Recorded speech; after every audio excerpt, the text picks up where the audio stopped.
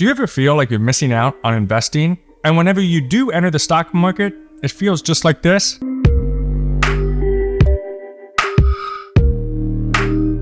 Sucks, doesn't it? Well, today in this video, we're going to talk about 4 fund categories that make this complicated mess a little bit more easy. And what is really cool is if you stick to $500 a month invested every single month, you could grow your investment portfolio to $1,200,000, which you're going to see as we go through today's video. Now, in fact, I've already started investing in what we're going to explore today, and so far I have grown my portfolio to $20,000. Now, of course, none of this is financial advice. I am not a financial advisor. You need to do your own research. After all, I'm just some guy on YouTube who sometimes looks like Woody from Toy Story.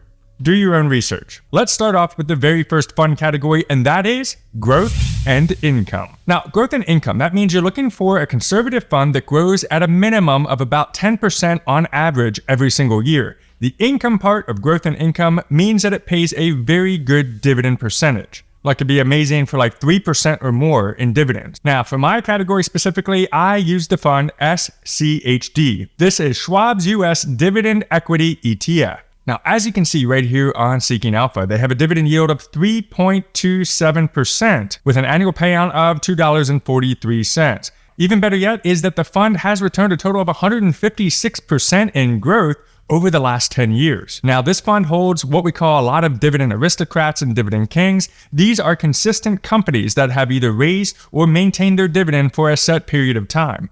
You're going to find companies in the holdings of SCHD such as PepsiCo, the Home Depot, Pfizer, and other very stable companies in this particular fund. The fund has an expense ratio of only 0.06%. Let's move on to the next fund category. The second fund category is the growth category. This one, we're more focused on overall growth and not so much growth plus a dividend. The goal here is to balance your growth and income fund with something that will grow a little bit stronger over the years ahead. A lot of people like to look for funds in the S&P 500 index, such as a VOO or SPY, or a fund that invests in the entire stock market. For this category in particular, I chose VTI, which is Vanguard's Total Stock Market Index. This fund invests in the entire United States stock market. If the stock market's up, VTI is up. The stock market's down, VTI is down. Now take a look at this. Over the last 10 years, VTI has returned a total of 175%, 2012 to 2022. The holdings of VTI include over 4,000 stocks, making up the US stock market, and most of the top holdings are going to be in the best companies by market cap, such as Apple, Microsoft, Tesla, and Google. It does have a very nice expense ratio of only 0.03% and pays a dividend yield of 1.49%. And that brings us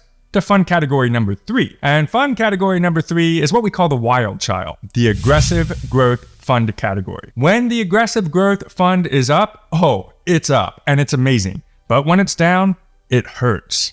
Like, seriously hurts. And that's what makes the 4th fund category that we're talking about in today's video so much fun, because you have this particular fund that we're going to talk about, the aggressive growth fund, that goes wild and crazy, and then you have the balance of growth and income that keep things stable. That way, you're not putting all your eggs into one basket. In the case that the basket drops, you're not breaking all of your eggs.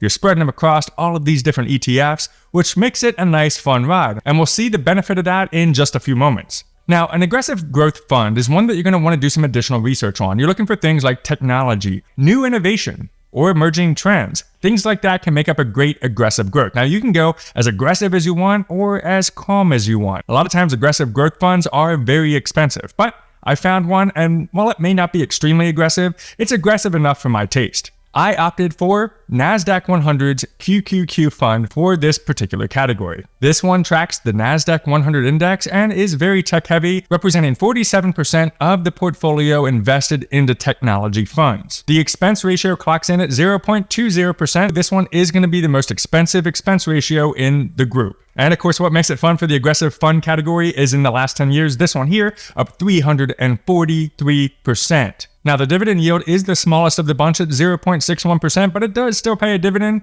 and I'll take it. The last and final fund, number 4, is international exposure. Yes, we're going to look for an international fund. So the funds that we just discussed are primarily United States based, but we need to have exposure to the international market. So what you want to do is look for funds that are interesting to you that focus primarily on international and or emerging markets. Now, the fund I selected for my international portfolio is VXUS. It's Vanguard's international fund. And I gotta be honest, I'm not too thrilled with this fund, but this is the one I'm sticking with for now. The expense ratio is great at only 0.07% and a dividend yield of 3.86%. But the 10-year return is a small, measly 10.67% return, barely meeting the expectations for a good quality fund. This fund does span across 7,891 companies with top holdings in financial and industrial sectors. Any ex-US public equity market will be invested in this fund, which does make it a nice sister to VTI, which tracks the US total stock market, whereas this one will track the international stock market. Now here comes the fun part.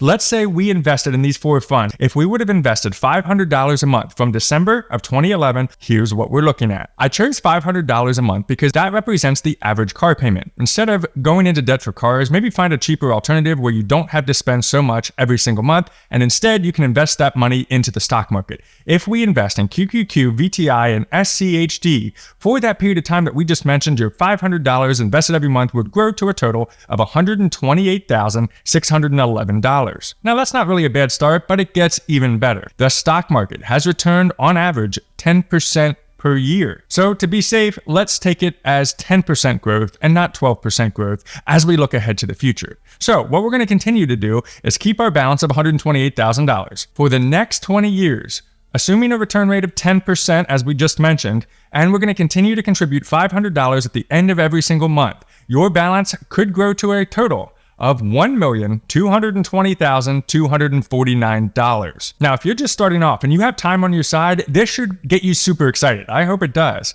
Because if you do this right and stay consistent, I'm talking right now on this video to a future millionaire. But what if you decide instead of 4 funds, you're going to only invest in one particular fund in this portfolio? Well, let's say we invest in only QQQ. What you would want to do is, we're not talking about 1.2 million, but maybe over $3 million.